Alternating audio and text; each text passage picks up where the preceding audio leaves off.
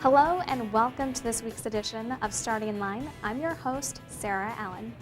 Although the series is called Starting Line, it really could be called Finishing Line this week. That's because instead of focusing on a bill, we're highlighting legislation that was recently signed into law by Governor Mark Dayton. Sponsored by Representative Bob Barrett, a Republican from Lindstrom, and Senator Tony Laurie, a DFLer from Keurig, the new law regulates food samples and cooking demonstrations at farmers markets. Under the law, farmers will be required to provide regulatory agencies with information upon request, such as where the food they are preparing came from and information about the equipment used to prepare it. It also exempts organizations that conduct chili or soup cook-offs from statutory food inspections and licensing requirements if they follow some rules. Language from Senate File 2060, the companion bill to House File 2178, was passed into law, becoming Chapter 163. The law is effective April 12, 2014. We spoke to Representative Barrett about the bill before it was passed into law. He shared how the idea came to him. Thank you, Representative Barrett, for joining us today and shedding some more light on your bill, House File 2178. Can you describe your bill in more detail? I'd be happy to. It's a bill related to farmers markets, and it defines them in statute actually, and then creates some rules around what you can do in a farmers market.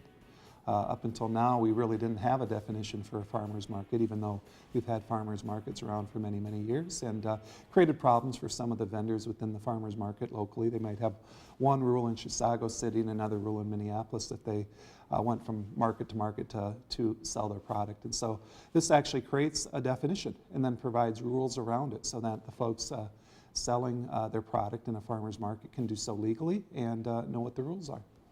How did this issue come to you?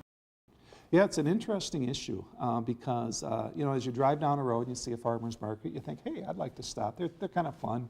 Go around, you look at things and buy some corn, some apples in the fall.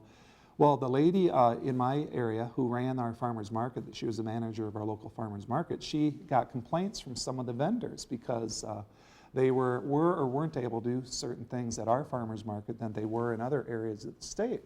So the manager came to me and said, Bob, why do we have these conflicting rules about what we can do?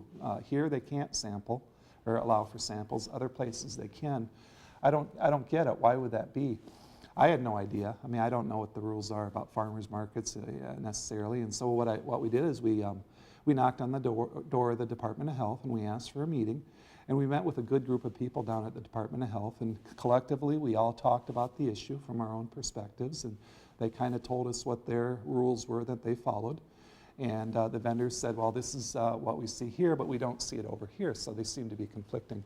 And we got to the idea that really we don't have a definition for farmers markets, and so maybe a rule that would normally apply to another type of public gathering in which you sell food. Some regulators applied it to a farmer's market, and they didn't in other places. So we found that we really should define it because in Minnesota now they're becoming more popular. They're becoming a good way to get local or maybe folks who are traveling through to stop in your area. Is there anything else you'd like to add? We're trying to simplify things. I think that's what the folks should know is we're really trying to simplify things to make it easier for a willing seller and a willing buyer to meet and trade goods. Thank you again, Representative Barrett, for joining us. Yeah, thanks for having me. Let's see how the bill became a law. The House received the Senate's version of the bill, Senate File 2060.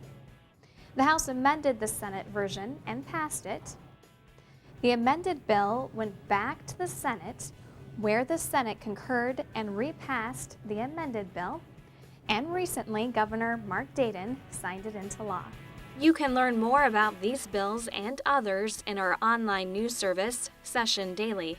This nonpartisan news source employs a staff of professional writers, editors, and photographers that provide you with in-depth, nonpartisan coverage of the Minnesota House of Representatives. Make sure to subscribe to Session Daily to receive updates right to your email inbox. You can also watch live coverage of committee and floor action on House TV.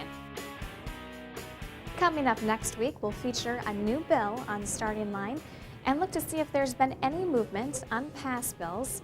Of course, you can always email me if there's a specific bill you'd like us to highlight here on Starting Line. And remember, thousands of bills get introduced every legislative session in Minnesota. All of them first have to cross the starting line.